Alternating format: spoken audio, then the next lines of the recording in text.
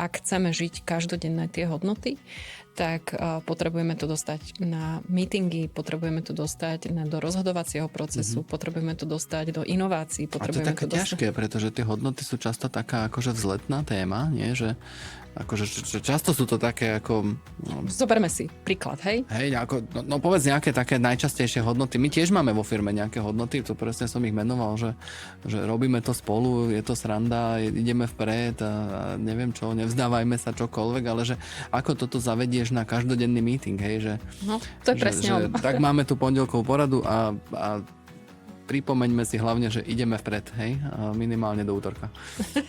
že ťažko sa o tom rozpráva, nie? O tých hodnotách. No jasné, ale keď sa napríklad meetingy sú jedna z najstresujúcejších vecí pre ľudí. Aspoň keď sme robili rôzne školenia o to, ako od stresu k rovnováhe a podobne, tak meetingy vyšli jedna z najväčších a najkľúčovejších vecí, ktoré spúšťajú u väčšiny akoby zamestnancov stres.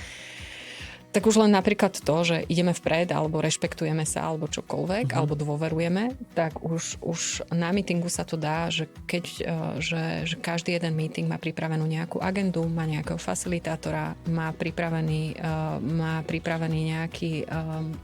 nejaký rámec, že koľko chceme času stráviť a ktorý dodržíme.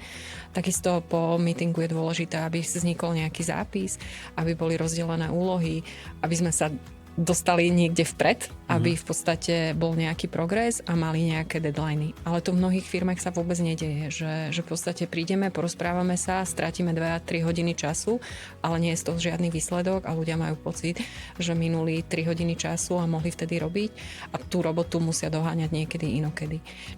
Čiže zase to je len o tom, že keď nemám žiadnu agendu na meeting, tak nebudem robiť meeting pre meeting, len aby som splnil a dal si čiarku, že mám meeting, ale jednoducho ho zruším, lebo viem, že v podstate teraz nemám agendu alebo ho dám na 10 minút a prejdeme si najdôležitejšie veci, ktoré sú, ale nebudem predĺžovať ten meeting, len aby som dodržal tú hodinu.